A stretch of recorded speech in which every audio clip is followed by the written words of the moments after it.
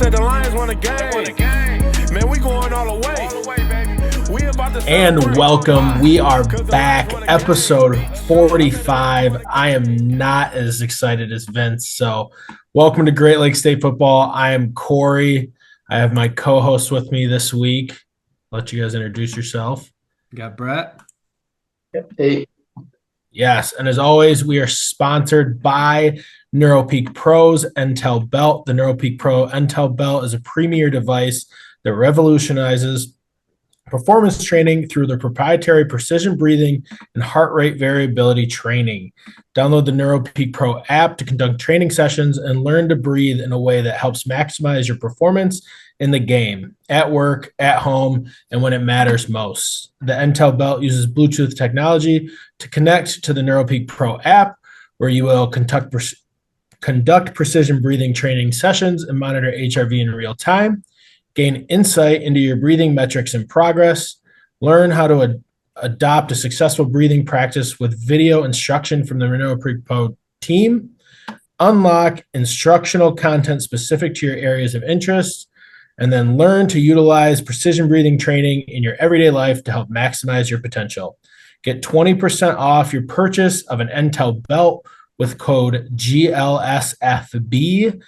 Yeah, guys, we don't personally own an Intel Belt yet. We probably should. I hope my breathing was better than Vince's from last week.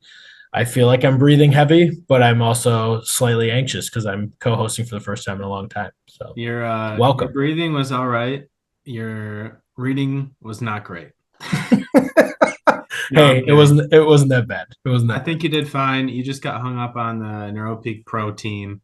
If you say that 5 times fast, you're due to screw it up. It's definitely a tongue twister. Yeah, that was pretty terrible and pretty impressive of Vince to get that out clean last week. But we're back. Speaking of Vince, what is Vince doing tonight? I think Vince has left the Amish and finally has electricity. Yeah, Vince had 4 days without electricity. Yeah, so he's struggling. He had a plethora of excuses that Brett called him out on, but we'll let him slide for 1 week. Wins one game and thinks he doesn't have to do a pod anymore. On the back of a freshman running back. Yeah, that was a heck of a game, by the way, which is a nice transition into MHSAA. So, guys, last week we had a pretty tough week picking. Goose Poop really showed us up with going 4-1. Tate, Vince, and Kory all at 2-3, sub 500. I think that's the first time that anyone picked sub 500 in the history of Great Lakes State football. So 2023 really starting out on a low note, and then myself going 3-2 with the swing game when Grand Rapids West Catholic beat Edwardsburg quite handily, 56-12. Rounding out the rest of the results from our top 5 games of the week last week, we had Davison upsetting Warren De La Salle 31-26. That was quite a surprise. We had Warren Michigan Collegiate beating Monroe St. Mary Catholic Central 36-7. Belleville beating River Rouge in a 1-score game 35-28. That was a good one as we had anticipated. And then really probably my biggest surprise of the week for our top 5 games was Rockford absolutely rolling Muskegon 27-7 at Muskegon. I would be interested to know the last time that Muskegon lost that bad at home, losing by 20 points. But so, guys, what are you taking from the games last week? I had already hinted at my biggest upset of the week being Rockford versus Muskegon out of our top 5 games. It was a heck of a week of football. A couple of them stand out to me. So Davison, we talked about their strength of their early schedule being kind of a gauntlet. They have Warren De La Salle. They've got another big one this week. I can't remember off the top of my head who they've got, but I know it's another good opponent. It'll be interesting to see how they make it out of these first 3 games. And then just moving on the list, West Catholic dominating Edwardsburg, Belleville beating a really good River Rouge team. And then, like you said, Brett, Rockford stomping Muskegon after one of our co-hosts said it was going to be a 3-touchdown game. Rough scene. I did talk to my neighbor. he said the amount of athletes per team was quite astonishing. He said Muskegon had right around 35, 36 guys, and Rockford showed up in Muskegon with 102 dressed varsity football players, which I can't even fathom how many kids that is. Granted, obviously, you probably only have 20 to 30 that play, but still pretty astonishing numbers for Rockford. Yeah, it doesn't get any easier for Muskegon as well. They've got to go against De La Salle in week 2. I had the Big Reds winning by 3 touchdowns, so I think I was the most wrong among all of our picks. Touching on West Catholic, though, I think that might be the most impressive win just based out of all the games that we picked. I think that the fashion they beat Edwardsburg 56-12, that's got to kind of catapult them to the favorites in D5, in my opinion, especially with Catholic Central picking up a loss in week 1, albeit to a team from out of state. But yeah, great week, great first week of high school football. A lot of good games, a lot of upsets, and excited to get back into it in week 2. Speaking of upsets, outside of just our normal picks, there was a few surprises last week. Do you guys have any that stick out in particular to you? If not, I can maybe mention a game that sticks out to me. Yeah, go for it. Hold on, let me look up the score so I don't get it wrong. So we had talked just within our chat, maybe not so much an upset. Heritage might have been a favorite, but Mount Pleasant losing 42-7 was very surprising to me. Stomping. Mount Pleasant's got a few, I think 1 or 2 guys that are on the verge of Power 5. So that was really surprising. I don't know if that says more about Mount Pleasant or more about Saginaw Heritage. We'll have to let a couple of weeks go before I can answer that question. But that was probably one of my biggest surprise scores of the week at 42-7. Yeah, I would say, I guess not so much the score, but just in the fashion at which they won.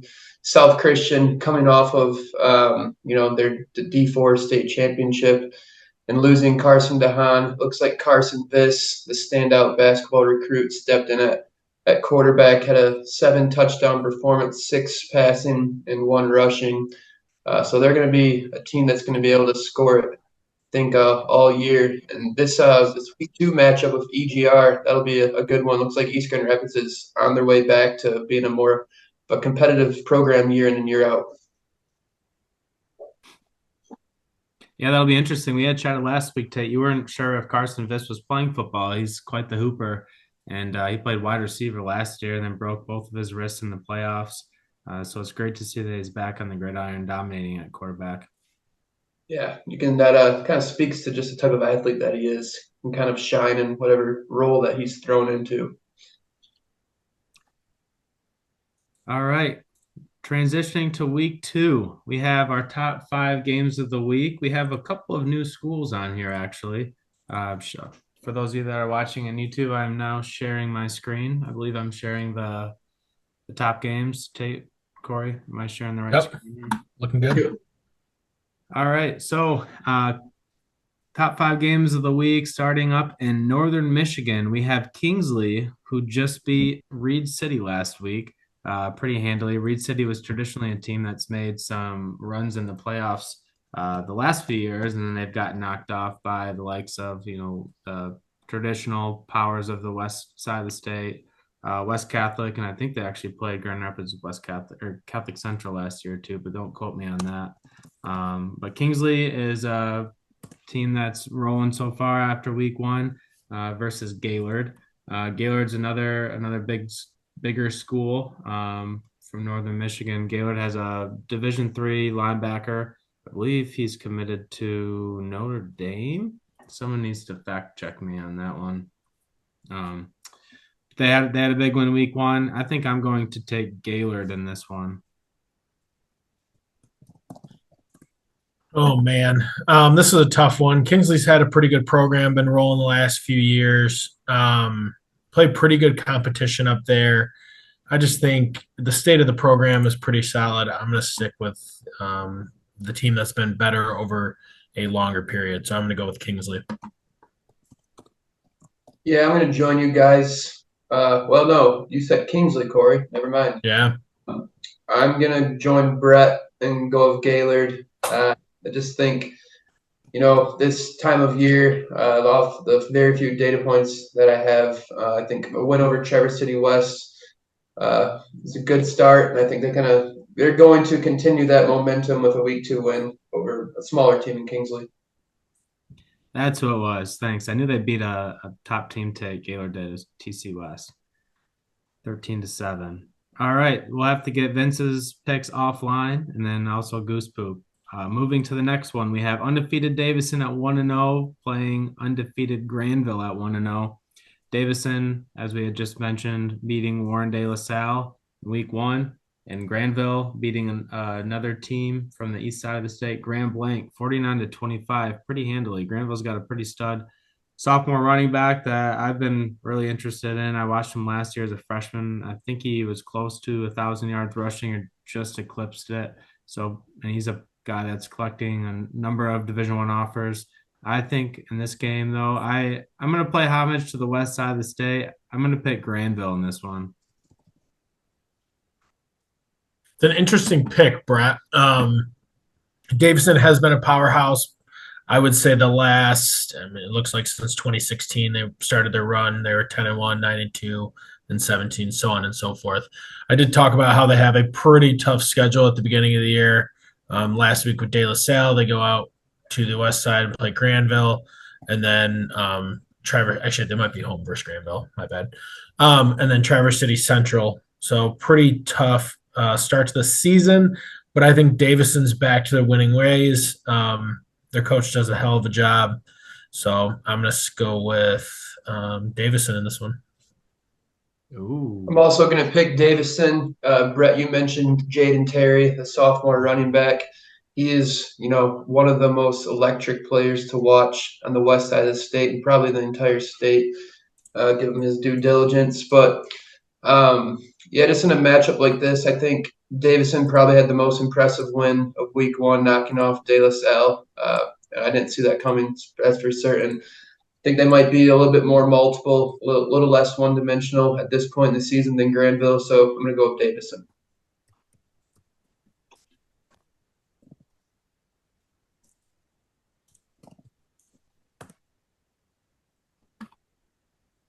All right, in our next game, we have undefeated Forest Hill Central playing undefeated Portage Central, the Battle of the Centrals. It's fun to say undefeated when both teams are only 1-1.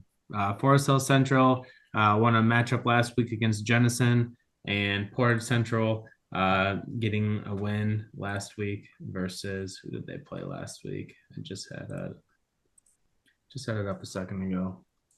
East Lansing. Portage. Yeah. East Lansing last week, 17-7. I am going to pick Forest Hill Central in this game. Forest Hill Central is a team that is the public school state champs of Division II last year, making it all the way to the state championship and then losing to Warren De La Salle. I think they have quite a bit of firepower left this year. I actually randomly got paired with a kid that, shout out to Bryson, when I played Saskatoon Golf Course a few weeks ago. He's going to be a junior. And Forest Hill Central, he's actually about a 6'2", 165-pound nose tackle. If you knew who we were talking about him, he'd either be weirded out or proud. But I said he had mentioned he was on Forest Hill Central's team. I said, "What do you play, like wide receiver or tight end or something?" He goes, "No, I'm a nose tackle." Immediately, I started busting out laughing, and he goes, "Yeah." I was like, "Coach, I'm 165 pounds. I'm not playing nose." He goes, "Well, you're fast, and no one can block you." So, fair enough. Oh God. I hope he's a better football player than he was a golfer, nonetheless. But I'm going to take Forest Hill Central in this one, and also using the word homage again, my local public school. I'm going to go with FHC as well. Stick to the west side of the state. They tend to be a little bit better at football than that Kalamazoo region in general. So I'm going to stick with the west side. Make it a clean sweep and take the Rangers. I think both of these teams have pretty solid defenses, so I'm expecting, maybe a game in the teens decided by one possession, 10 points or less, Rangers. All right. And the next one, sticking over here again on the west side of the state, we have the Rockford Rams 1-0 with a victory over Muskegon, rather a rout, not just a victory nonetheless. Playing another team out of Muskegon, Mona Shores, a team that lost to Forest Hills Central and regionals last year in the playoffs. Mona Shores had an absolute lopsided victory against a team in Wisconsin, Manitowoc. This is a tough one for me to pick, not knowing the strength of the Manitowoc team from Wisconsin. I think Muskegon's traditionally, Mona Shores has beat them in the last few years that they've played them, which is kind of an interesting matchup that they continue to play them week one. I wonder if they take the ferry across, because otherwise it's a long drive through Chicago. But I'm going to go with Rockford. I am extremely impressed with the way they beat Muskegon last week. Yeah, this is an interesting one. So this team, Rockford and Mona Shores, used to play quite a bit, and they kind of went on a hiatus. So in 22, they played, and Mona Shores lost to Rockford 27-31. They took 21 and 20 off, and then played again in 19, where Mona Shores lost 21-34. But prior to that, Mona Shores had taken it to Rockford for a few years. So Rockford's really been on the up in this. You could call it a rivalry. There's such a different school size. Probably, well, Mona Shores has about 1,200 kids, and Rockford has about 2,800 kids. So huge difference in school size. Mona Shores always puts up a fight, but I'm gonna stick with Rockford on this one. I think just sheer size alone can't compete. I'm also going to go with the Rams. I'm still a believer in that Muskegon team, and I have a hard time believing that Mona Shores is much better, if not on the same level as Muskegon this year. So I'm expecting Rockford to start out 2-0. All right. And going into our game 5 of the week, we have the Grand Rapids Central versus River Rouge. Grand Rapids Catholic Central lost last week to a team out of Chicago, Loyola, who, as we had mentioned, is coached by Pat Fitzgerald. I almost said the late Pat Fitzgerald. I don't know if that would have been accurate. Might as well be late, but his son plays on that team. Playing River Rouge, who lost a close one to Belleville. So both teams, this is a 0-1 versus 0-1. I'm taking River Rouge in this game. River Rouge is loaded with firepower, as they had on display, losing only by a touchdown to probably arguably the best team in the state, Belleville, at least from a talent point of view. So I'm going to take River Rouge. I'm going to follow suit. I'm going to go River Rouge. I don't think this one's close either. I think it might be a rout. So I'm looking at, they lost 45-7 last week. Catholic Central did. That I'm looking back at the years, and I don't think they've lost a game by more than 10 points in probably 15 plus years. It looks like 2015 was the last time they lost a game by more than 10 points. So that's shocking to say the least. I don't see him bouncing back against a really solid River Rouge team. Let's go with River Rouge once again. So looks like we're clean sweeping the last 3 games. And that's out of us. Those that are watching, that's R&R for River Rouge, not to be confused with Rich and Rare. Not much rich and rare drink in Grand Rapids Catholic Central, I'm sure. No, not. I'm sure of that. Well, there you have it with our top 5 games of the week for week 2. MHSAA should be an interesting week. I think most of the schools now in the state are back in school. We know our co-host Vince, that was one of his excuses in addition to the power being out, is that tomorrow's his first day of class and he needs to prepare. Who thought that teachers 8 years into their career still had to prepare, 9 years into their career? Hey, he's a new teacher now, right? He's English, not Spanish. He's got to learn a whole new language. Yeah, English should be easier than Spanish, but I thought his native tongue was Spanish. Yeah, nonetheless, it'll still be interesting. It was always a fun time being in high school, back in school, playing football, and just dressing up on Fridays before the game. Well, Thursdays for this week and for most teams. But all right, that's it for the high school portion of this week. With that, we can transition over to Kory and the D3 NAIA outlook for this week. Yeah, so just to highlight some news, Lawrence Tech kicked off the season for college football, kind of that week 0 for the state of Michigan. They played Indiana Wesleyan and got their butts kicked 56-7.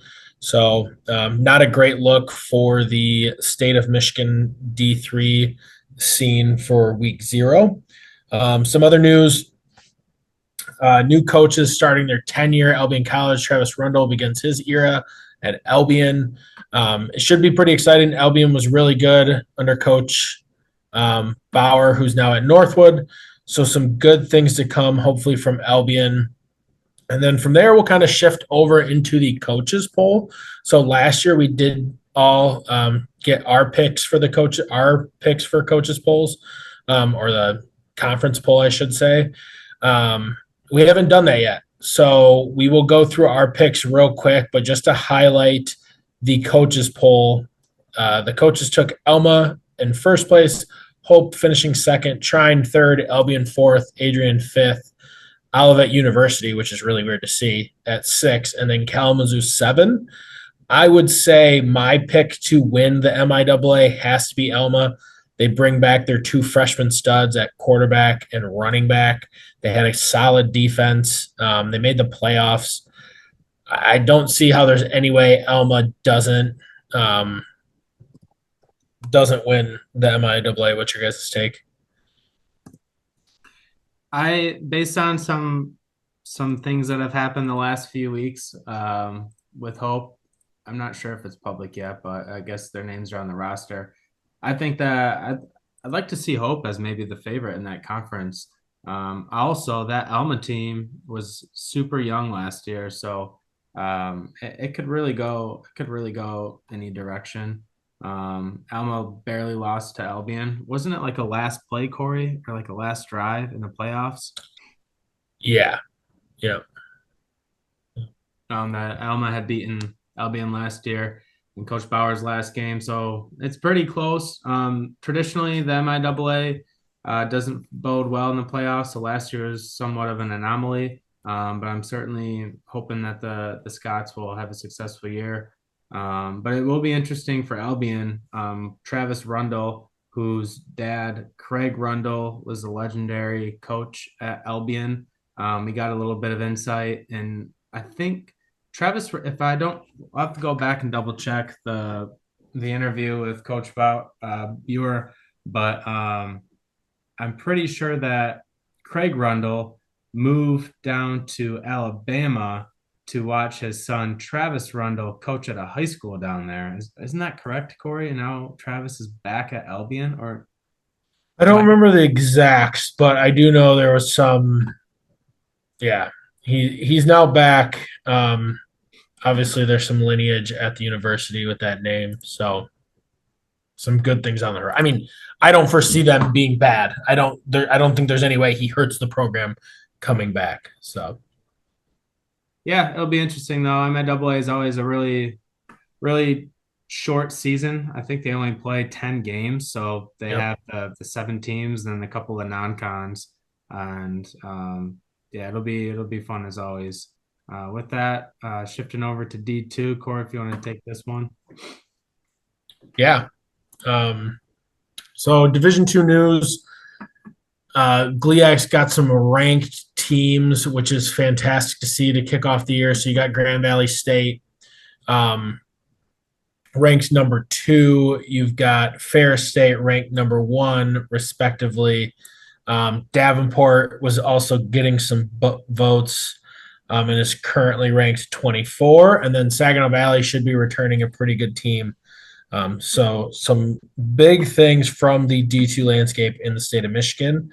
The current GLIAC coaches poll results, Ferris State finished unanimous, well, not unanimously, but pretty much unanimously with 5 votes as number 1, Grand Valley number 2 with 1 vote, and then Davenport with 1 vote at number 3, followed by Saginaw at 4, Michigan Tech at 5, Wayne at 6, and Northern at 7. It is really weird to see that GLIAC group now with all the teams that have left, with like Hillsdales and Northwood and Ashland and all of them. I think it's go ahead, Brett. I think it's kind of funny if you look at the GLIAC preseason poll, like you'd mentioned. Ferris State obviously the votes, each head coach has a vote for who's in first place. So Ferris State had 5 votes with 7 teams in the conference, which leaves Grand Valley State and Davenport as 1 vote each for first place.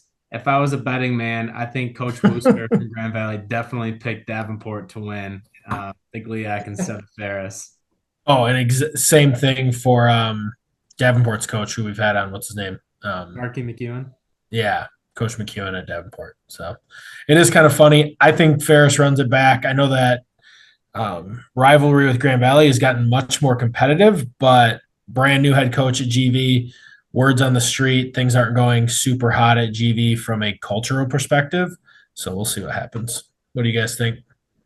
Yeah, it should be, like you said, really close race between Ferris and Grand Valley. I think it's awesome to see a team in Davenport continue to build their program, as they've only been around for just a handful of years now. But we'll see if Wooster can help the Lakers get over the hump. That is Ferris State. Seems like it's been a very tall task in the last couple of years. Yeah, the GLIAC and really D2 altogether goes through big rapids nowadays. They are the Georgia of Division II right now. So I'm hoping to. I don't think I'm going to make the Ferris State Grand Valley game on October 14th, but I'm hoping that I can make the game when they face off again in the playoffs, because I'm sure that'll happen. Definitely. Just to highlight a couple D2 games this week, Davenport takes on Thomas More out of the GMAC. Thomas More is not good, so that should be a routing. Ferris State opens up with Mercyhurst. They should take care of business. Grand Valley's got a big one out in Colorado versus number 4 Colorado School of the Mines, who's honestly every single year in the playoffs and competing on a national scale. Year. What'd you say? Didn't they play Ferris State in the championship? I believe so, yes. Yeah, they had that quarterback that was very good that got shut down. You got Hillsdale at number 21, Indianapolis, who's, again, another powerhouse who's been very successful the last few years. And then just one other game I want to highlight, actually 2 other games, Northwood versus Glenville State. Coach Buer kicking off his career at Hance Stadium with a 2 p.m. kick, which is super interesting for a Thursday. And then you've got Wayne State, and I'm going to draw a blank on who's their head coach. Oh, my God. NFL legend.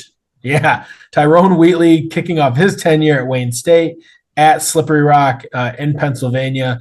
So it'll be very interesting to see what he can do with the Warriors in his first season. That will be interesting. I'm still very intrigued by that move. I'm going from the NFL to the Division II college coach. You think that, I mean, obviously the pay isn't there. He doesn't have roots to Wayne State. He does have roots to Detroit, but it was still a pretty interesting move from my perspective. And I think most perspectives. That's a huge name for them to get. It is. And I know that Scott Wooster was probably number 1 on their list, being that he came from Wayne State, and I believe he's a grad from Wayne State. So All-American, if I remember right.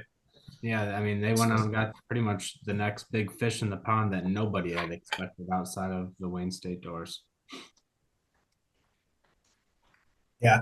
And then just to touch on the GMAC quick, we don't have to do a whole lot. We don't have to talk about them a whole lot. But Ashland did lead their coaches poll picks to highlight some Michigan schools. Hillsdale came in at 5. Northwood came in at 6. So it'll be interesting to see how they both fare. It's funny to see, as a Northwood grad, obviously I've been looking at coaches polls and seen our name on the bottom of them pretty much my whole life. It's interesting to see them come in at 6 with a brand new head coach and a brand new division. But as we know, that Thomas More team's not great. Walsh has always been terrible. Lake Erie's been hit or miss, but not great. And then Kentucky Wesleyan also not great. So good to see Northwood in the middle of the pack. Hopefully Coach Buer can really make some noise and make things happen at Northwood. And then Vince isn't here, so we can talk poorly about Hillsdale. No, we won't talk poorly. But the most average team on earth who just does everything right and doesn't turn the ball over, probably right where they should be. So that's my take. All right. I don't have anything more about Division Two. Let's shift over to the MAC. Maybe we can just focus on the Michigan teams in the MAC. So for the MAC East Division, there's no Michigan teams in the East Division. Ohio is picked to win the East with 9 votes. Focusing more on the MAC West Division, we have Toledo with 11 votes for first place. Eastern Michigan with 1 vote for first place, followed by Northern Illinois, Central Michigan, Ball State, and then Western Michigan, rounding out the bottom of the MAC West Division. I'm a little intrigued by this. It doesn't look like Western and Central are getting much attention here. Having followed Central Michigan very closely last year, Central Michigan won 5 football games. They very easily could have won 8 football games if the ball bounced in a couple different directions. I think this year they'll be just as good, if not better. I'll highlight kind of their outlook here in a minute. But Western Michigan, they have returners at most positions, and they haven't named the starting quarterback yet. So I guess Central hasn't either. So maybe that's the reason for some of the votes. But I by far I think Toledo's the best team in the West. They have been the best team in the West, and I don't see anyone knocking them off anytime soon. And speaking of Eastern, they're coming off of probably their best season since the late 80s. Picked up a huge program win in the Potato Bowl last year over the San Jose State Spartans. And they've got some key pieces coming back. Looks like they'll have a pretty good linebacker core led by their captain, Chase Klein. Got a couple of our linebackers and Joe Sparacio and a grad transfer from Boston College. Then they've got a couple of pieces back on offense. Sophomore Cameron McCoy, Austin Smith, and another guy in Ike Edgwangu. Apologize for the butchering of that pronunciation. That's a tough one. But yeah, so you can see, I guess, just the building of that program and how that they're considered probably one of the worst teams in all of FCS for a good chunk of the mid to early 2010s, probably all the way back to the early 2000s. So to see them stack some winning seasons on top of each other and build off of that bowl game to being picked, to finish second in their division, I think says a lot about the state of their program right now. Yeah, I think Eastern definitely holds I think Eastern Michigan definitely holds the key to potentially winning the MAC, which is awesome. It is interesting, like you said, Brett, that Central and Western aren't getting any love. Western does have a new head coach, Lance Taylor, who came out of Louisville, offensive coordinator at Louisville prior to coming over to Western. So you bring an offensive mind, a younger guy into Kalamazoo, Michigan. I mean, it'll be interesting. I mean, the guy's got a pretty good background. He was running backs coach, and run game coordinator at Notre Dame for a few years. So, I mean, the guy could bring in some talent to Kalamazoo. They're going to have a productive offense considering that's what his background is.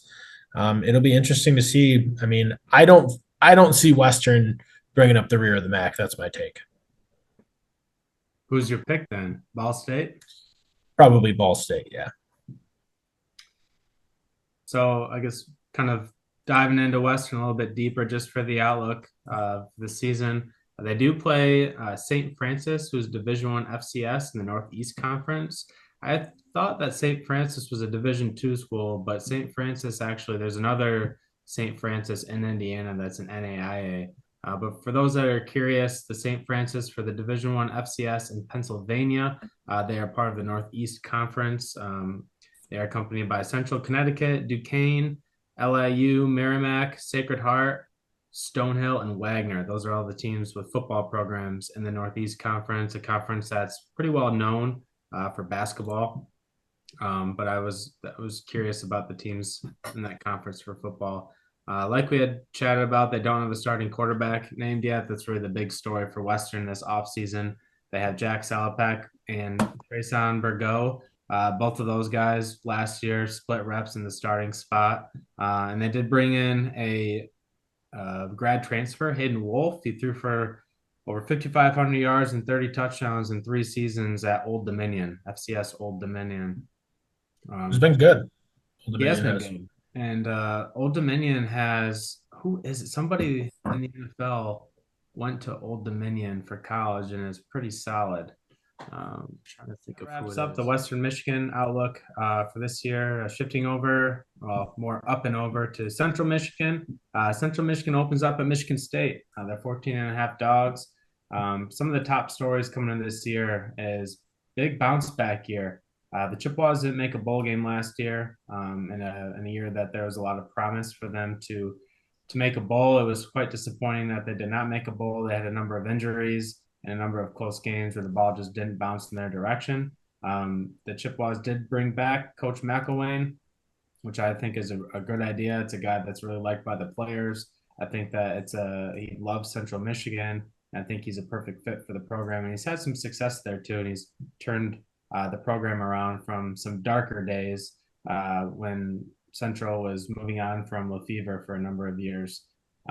So the big storyline for them is a quarterback situation. Last year, Daniel Richardson, who was a primary starter, hit the transfer portal. He had pretty much lost his job at the end of the year. So he's now at University of South Florida, going back to where he's from in Miami. So the couple of the two big names that I'm familiar with are Jace Bauer and Burt Emanuel Jr.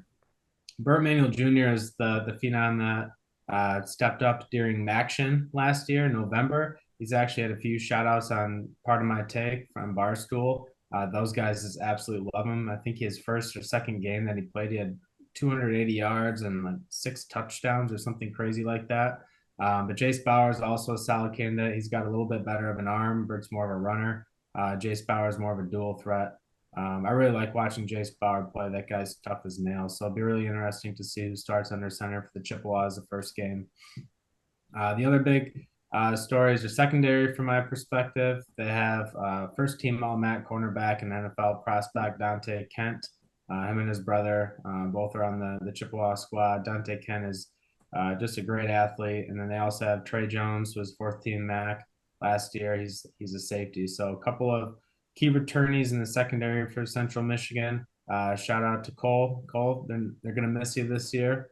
Not only your support on the field, but also I'm thinking that they're probably going to have a few snacks left in their locker room this year. I know you're hitting up the snacks. So. Big C, I don't know if you're listening or not, but I had to slide that in here.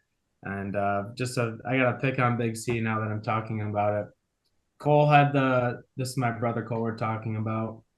He had the audacity to tell my other brother, Kiefer, and I that he does not care about college football anymore because he claims that he's already played it. He played Penn State, a team that won 10 or 11 games last year, and they're not as good as everyone thinks they are. So he just doesn't think college football is worth watching anymore. Oh, okay.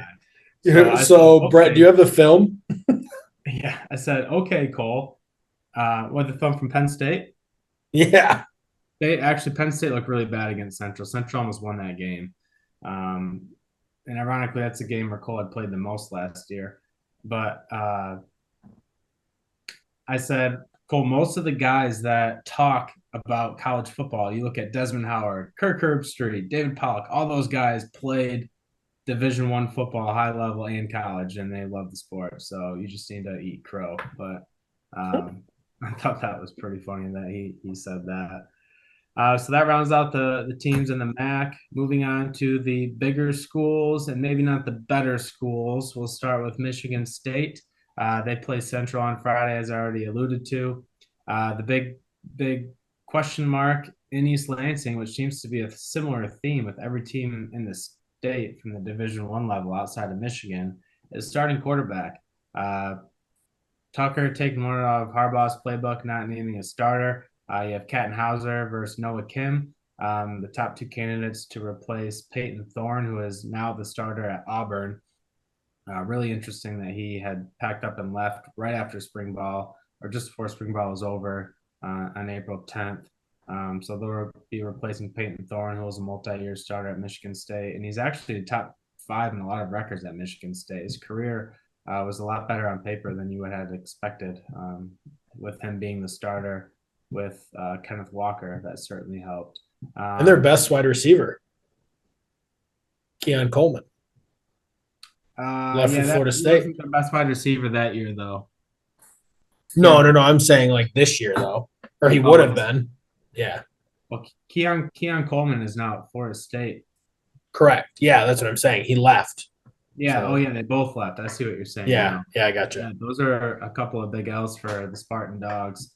But it'll be interesting to see what Tuck does this year. As the biggest question mark with him was he had this huge philosophy of transfers, but was it sustainable or not?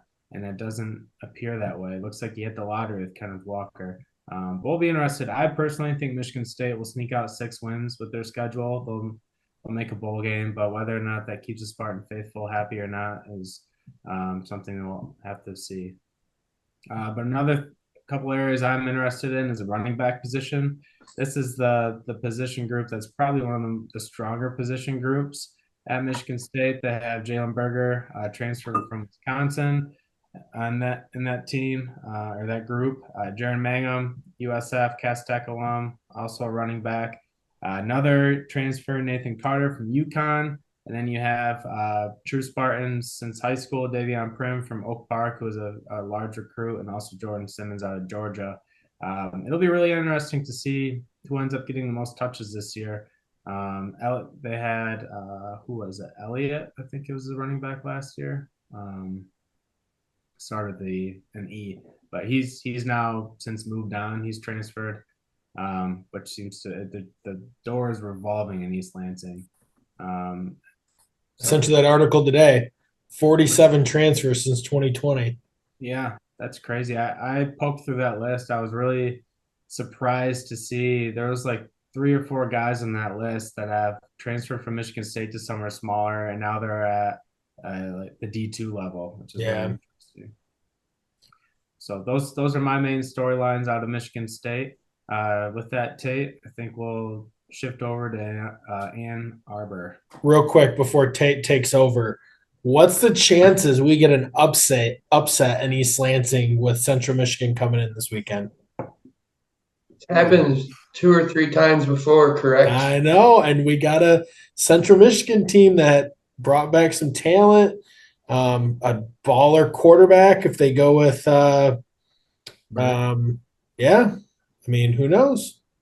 Yeah, I don't know. I think Tucker's feeling quite a bit of pressure right now. I don't think that I think he's going to be playing as if his life is on the line, or coaching rather, as if his life is on the line. And I think his players will play for him, and they'll find a way to take care of business. But that would be something if they start out with a loss in week 1. Bert's a baller, man. 6'3", 220. I don't know if CMU's O-line got any better, but they have 3 returning starters, so which isn't saying much.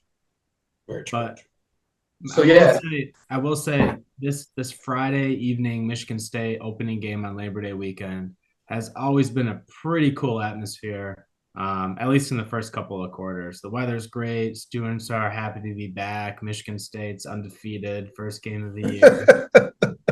You know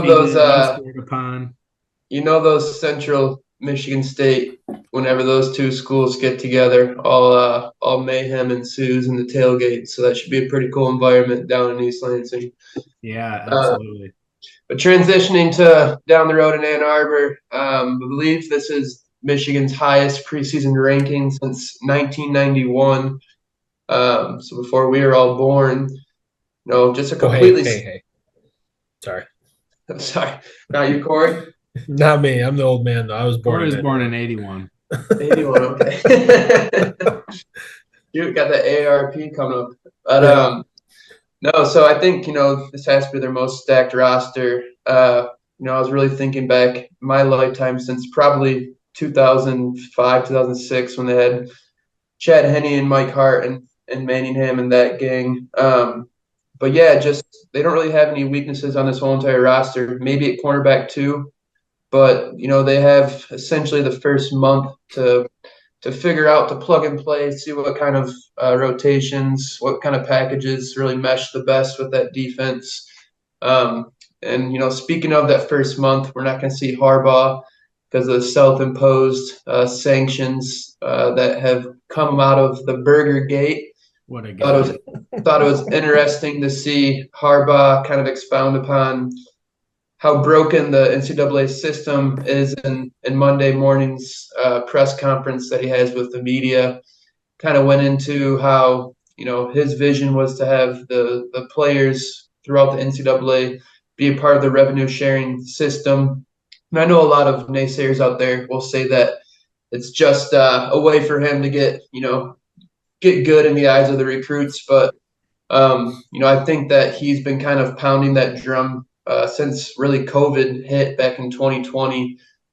He's seen the need for change. And I think he's been a good voice just to show how just kind of backwards NCAA is and how it's not built to last. So with all that said, it'll be an interesting first couple of weeks seeing the assistants and Jay Harbaugh and even Jack Harbaugh, it sounds like, get a shot to run the show for a little bit. Jack Harbaugh running Michigan is like Joe Biden running the U.S. He's just falling over trying to stay up. You guys heard the news. Sharon Moore is also suspended this week. Okay, so yeah, so he will not be there. I don't think they'll have much trouble with the Pirates of East Carolina, but I think Minter's the head coach for ECU, and then Harbaugh and Hart are splitting UNLV, and then Sharon Moore will be back in full force for Bowling Green. Yeah, and leave it to Michigan to put out suspension graphics for each of the coaches who are filling in for those weeks. Got a kick out of that. Yeah, but yeah, just I guess last bit on Michigan.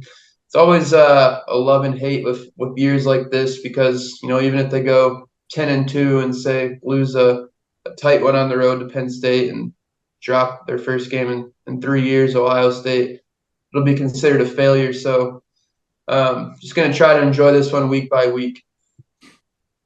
Yeah, it's interesting. We're talking about a team right now that, like you said, Tate, is stacked. I mean, you can't really say anything bad about the roster. We're nitpicking the cornerback position, but if you really look at it, we're just nitpicking it because they lost the starter, who was an NFL talent. So it's like, I mean, is corner an actual opportunity for us, or is it just one of those things where we have really nothing else to talk about, so we just don't know who the starting corner is, so we're going to be upset about it? I think, like you guys said, we're pretty good top to bottom. I got a couple opinions on this. So, number one, I think Michigan's schedule plays nicely for the cornerback position. If you came out playing a team like next year, Michigan opens with Texas. I mean, if we were opening with Texas this year, I'd be very concerned. But normally it takes a few weeks for the cornerback position to settle in and guys start to play a lot better. I mean, traditionally, just looking at secondaries of the past that started the season as maybe one of the biggest weaknesses, turn around and they're one of the bigger strengths. I think it was a 2015 year, Harbaugh's first year, maybe it was 2014, Hoke's last year. I remember the cornerback position was a huge question mark. And then I remember they trotted out their little freshman Jordan Lewis, and he went out there and just absolutely balled out. And I remember watching him and like, this guy is tiny. He's going to get absolutely smoked. And he held his own. And there's a number of other situations like that in Michigan's past too. But my second comment for Michigan is the Michigan fan base is not used to being in a situation where nothing is wrong. Most of the fans, something is always wrong, and the fact that nothing is necessarily wrong right now, we're not used to, and it's a very uneasy feeling. We don't want to get overconfident. It's really, I can't even imagine what it's like to be an Alabama or a Georgia fan, and just every single year you have this, and you're at the point where you're like, oh yeah, they're going to be good, they're going to win every game, and there's no doubts in their minds. Whereas Michigan, they could win every game, but will they? I don't know. We don't have the confidence. We have a lot of PTSD and trauma from the past. So it'll be fun. Like you said, Tate, just going to enjoy it week by week and just enjoy the ride. Something I wish I would have done and with some previous Michigan hoops teams is just enjoy the ride, because if you keep looking for the next game, next thing you know, the season's over and you're like, man, this season probably will never happen again in my lifetime. Exactly. So a lot of expectations, but you can't be the big dog on top without those expectations. I cannot wait for the Jim Harbaugh announcement when he's back. I think Rutgers is his first game back. The standing ovation the crowd is going to have at that game. God have mercy for Rutgers football that day. You think it's going to be what year is that where we beat them like 71-7 or whatever it Yeah, was? they had the sad cannonball. They fired up a cannonball when they finally got a first down in like late in the fourth quarter. The poor cannonball was sitting there all dusty. Oh man. Well, do we want to talk quickly about the Detroit Lions and the hype around them? Yeah, let's I'd love to. There might not be hype for much longer, so let's talk about it while it still exists. Yeah, so the Lions open up next week with the Kansas City Chiefs, NFL superpower. But it sounds like they're going to have a couple people sitting for a little bit under contract negotiations. Or D end. Oh, what's his name? Chris Jones is going to sit out, which is a good thing for our offense. I'm not really worried about our offense or our offensive line. But anyway, they announced their roster cuts today to get down to 53 guys. We're rocking 2 quarterbacks, Jared and Teddy, which was kind of known. David Montgomery and Jahmyr Gibbs are the only 2 running backs on the roster, which is quite terrifying. We cut Craig Reynolds. So just a quick tidbit on that. I did a little bit of research, and it sounds like they released him. They did not waive him, which means no other team in the NFL can pick him up on waivers. Kind of digging in further, it looks like I guess the Lions never do this because they've never been smart enough to make a roster move like this in our past. But they're kind of waiting for one guy to fall off or one guy to get hurt, so they can then put him on the IR, which then would open up a roster spot for that person that they quote unquote released. So by not waiving the player, that kind of keeps them in the wings, so to speak. So I would assume they'll have Craig Reynolds back sooner than later. So do you think they're anticipating somebody being hurt? Yeah, I mean, just, players get dinged up all the time. You can put them on the PUP list. You can put them on, non-long-term IR. But I would assume that, I've never heard of a team going into the season with 2 running backs before. And a player of Reynolds' capability, I wouldn't think that they would want to cut loose of, a reliable third option like that. So I would say sooner than later, he should be back on the roster. There's so much strategy around the NFL roster. I mean, most of it we're not even aware of little loopholes.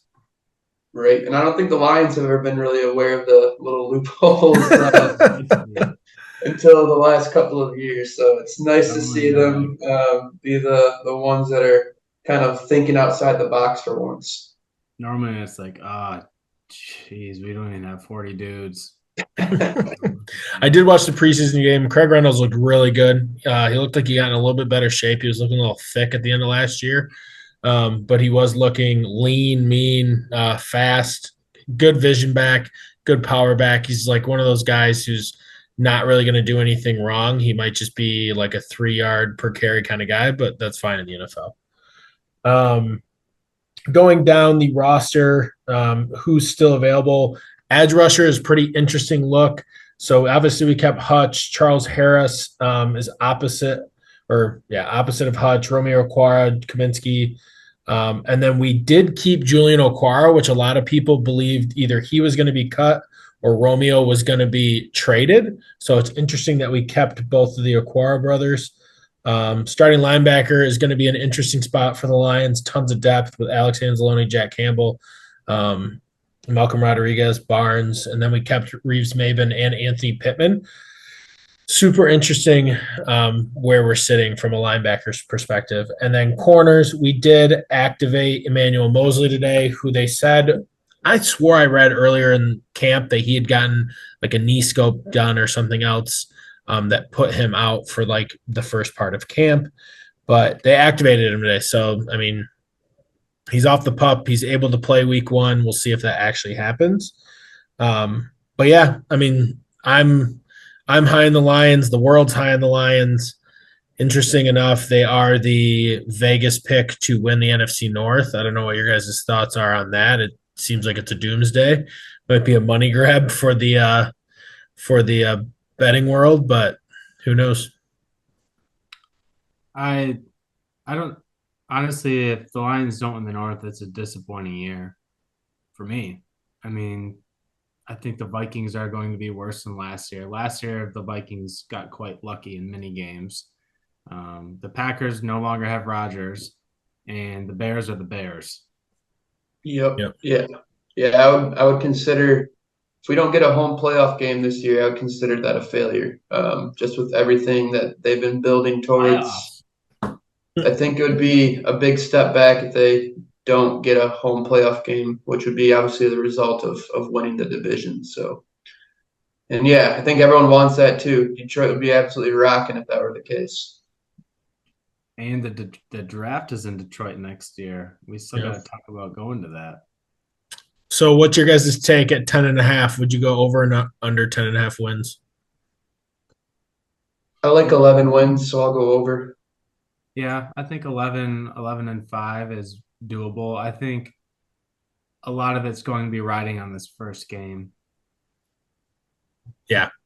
It's really a doomsday game if you think about it. Because if we beat them, it's holy shit, we're going to win the Super Bowl.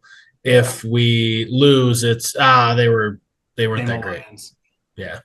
So wanted to keep it close. Don't want to get smoked on national television on the beginning of the NFL season. But yeah, I think they pull that win off when Kansas City's got a little bit of a Super Bowl hangover, then the hype train and the overdose on Kool-Aid would be felt across the whole entire state. State of Michigan would be diabetic. I think half of Michigan already is. Yeah. I was thinking the other day, the Lions, I believe it was 2019. They still had Matt Stafford. They started the year 4-0 or 3-0 or something. And then they played the Chiefs at home in the late September, early October game. And the Lions were up like 2 touchdowns in the third quarter. Then all of a sudden the Chiefs came back and ended up winning that game. And I think the Lions won or lost like 6 or 7 games in a row after that. Stafford got hurt. Then the whole season fell apart. So I'm hoping that if the Lions do lose this game, they don't have a slide like that, which, I mean, that would primarily happen if an injury occurred. But I'm a little nervous for this game with the Lions. I think I was at that game, Brett, if I remember right. Yeah. And it was disheartening. I think it was 2017 or 2019. Yep. Awesome. Well, we'll move it over to Brett for our fun fact and wrap today up. All right, Vince, cut. We need to go do our draft picks or our college picks and then put this ahead of the Lions. Yep, that's fine. So 3, 2, 1. All right. So now that we've chatted about the teams for the Great Lakes State of Michigan for college, we'll pick our top 5 games of the week. For those that are watching on YouTube, I will share my screen here. Kory, you'll have to enable me to share. So while Kory's working on that, I will continue to talk. So our first game of the week is our try now. Matchup. Hope College versus Aurora University out of Illinois. I am picking Hope College in this game. Hope won this game last year, 38-34. Started out the season very hot. They have a great offense with a ton of firepower, with most guys coming back, led by Chase Brown, who actually, I think he's a Comstock Park grad, Tate. So you guys, fellow Panther of yours. But I have Hope beating Aurora in this one. So Aurora is a very good program. They kicked Elma's butt in the second round of playoffs last year. This would be a big one for Hope to win. I just don't foresee that happening. So I'm going to take Aurora. Yeah, I'm going to go with the Pete train on this one. I think Hope's building something. I think think it'll be sooner than later they start getting guys just from kind of more than just Michigan. Maybe get some outside talent. But yeah, let's go Hope in week 1. All right, there you have it. Coming up on our game number 2, top 5 games of the week is number 2 Grand Valley at number 4 Colorado School of the Mines. Colorado School of the Mines playing the championship last year. Grand Valley losing to Ferris in the playoffs. This is probably one of the top matchups on paper from a competition point of view in all college football for week 1. I am going to pick the Lakers to win this game. I think that they have the returning quarterback back.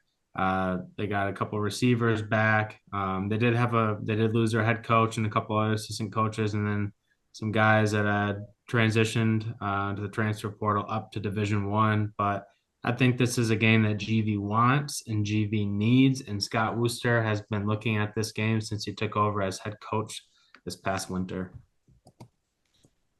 So I'm actually going to go with Colorado School of Mines. They made a deep playoff run last year. GV's heading out to Colorado School of Mines, and I just don't love with a brand new coaching staff what it might do to their offense and defense. It does take some time to get into a program or a scheme, so to say, and be successful with it. So I just think it's going to take GV some time to adapt with pretty much an entirely new coaching staff.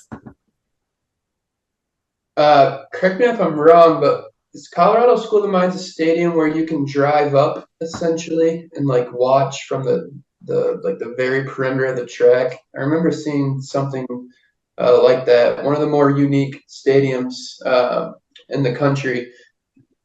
Should be a great game, but I think I'm going to go with Grand Valley. Kind of like what Brett said.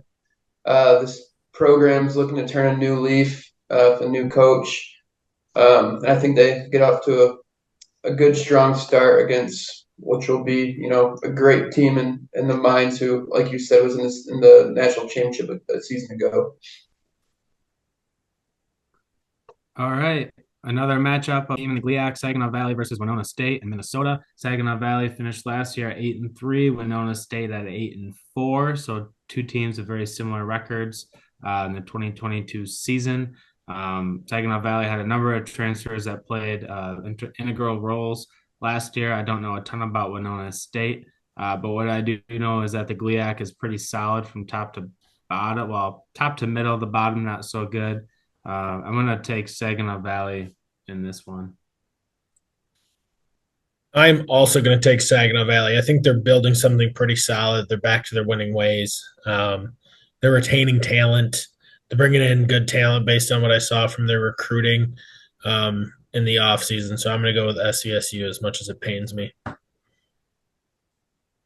Yeah, I'm going to stick with the GLIAC faithful here and go Saginaw Valley as well. I get 3 for 3.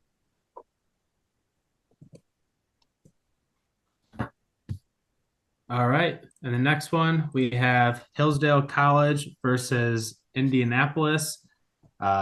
Two former GLIAC schools, actually. An interesting point here is, the former Hillsdale quarterback, Luke Keller, is now the starting quarterback at Indianapolis. So he is leading. He was a quarterback last year as well. He's leading the number 21 team in Division II out of Indianapolis. And this game is in Indy. Indy typically is one of the better environments for Division II football outside of Grand Valley. And so I'm gonna pick Indy to win this game. I think Luke Keller, there's no way Luke Keller is going to lose to Hillsdale. There's a lot of bad blood with him leaving Hillsdale with a number of years left in his career. So I think he's got a point to prove. Yeah, based on what we've heard from Vince, Otterbein doesn't take it lightly when guys leave. Hillsdale also lost a fantastic wide receiver in Tesla, who's now at Arkansas, and it'll be interesting to see him playing some high-level FBS football. So I'm also going to go with Indy. I think they've been a powerhouse now for years. I think they're going to continue their ways, and I think they handle Hillsdale by a few touchdowns. Friend of the podcast, Tesla. Wasn't aware of the bad blood. It sounds like a story for another day. I would love to hear some more details on that. But I'm going to go with Indy as well. I think I'd start out the year 1-0. I should just put Hillsdale here for Vince. I know he's going to pick the Chargers. Hills don't college. One thing that we can adore about Vince is he is very proud of his alma maters. Not that I'm not, but he very much so. I'm pretty sure the only clothes that Vince owns are Grand Ledge or Hillsdale. And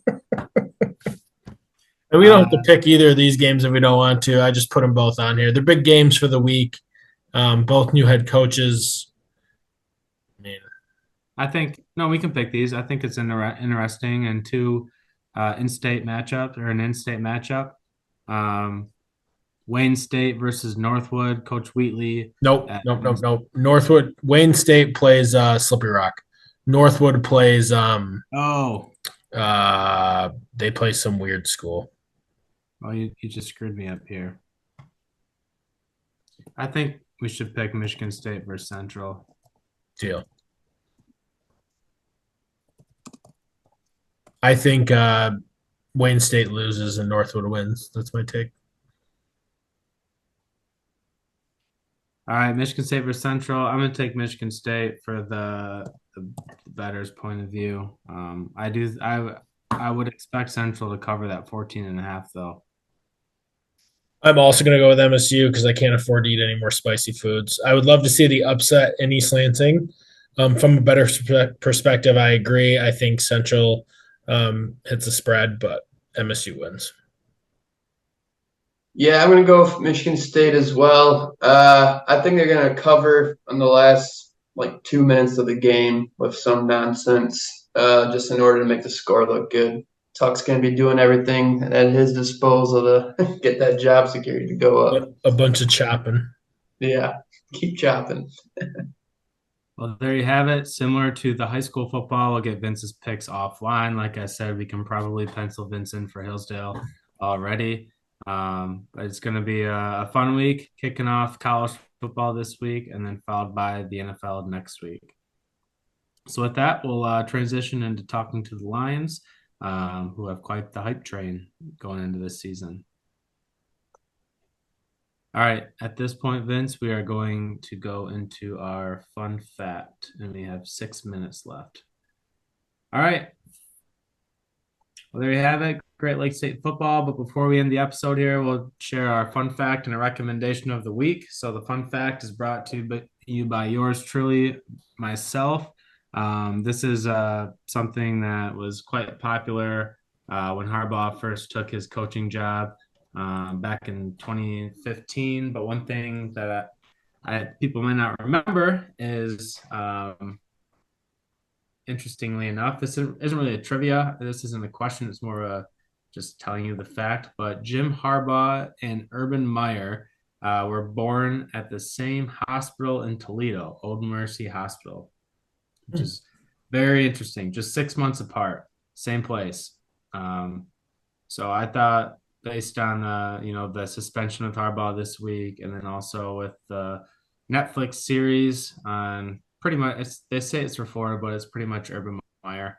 I thought that'd be a very good fit for this fact. That's interesting. I didn't know that.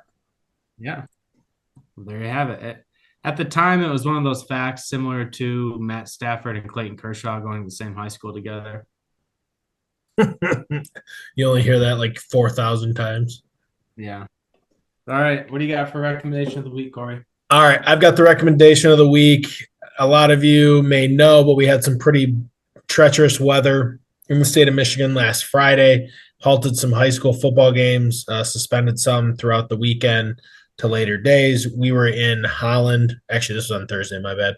On Thursday. But we were in Holland Thursday evening where the game was delayed about 30 seconds from halftime for lightning delay. And on our way home, my phone was blowing up. We actually had, I'm going to say, a tornado touchdown. I don't necessarily know if it truly touched down. I've read mixed reports. Some say it has, some say it hadn't. But actually where my house is located in northern Grand Rapids, Belmont, Comstock Park area. So we rushed home. Neighborhood was pretty destroyed. Trees. What'd you say? You guys literally rushed, you and Tate. We did. We walked into the bar to have a beer and didn't even have a beer. We just left. But anyway, so Tate and I got home, and our neighborhood was pretty destroyed. Fortunately, I woke up in the morning, and this is where my recommendation of the week goes. There's a gentleman in our neighborhood that works for Monster Tree Service out of Grand Rapids. It is a national chain, so it's not anything local. But I'm pretty sure Monster Tree Service had every single truck they had with every single chipper and mulcher they had in our neighborhood with giant, like pack van size trucks, just taking on chips, dispose, cleaning up all the debris. It was really cool. So my recommendation of the week, if you need a tree or tree service done, Monster Tree Service. Never used them, never talked to them, but I just know what they did for our neighborhood. And I really appreciated it, and everybody in the neighborhood really appreciated seeing it. So Monster Tree Service is my recommendation of the week.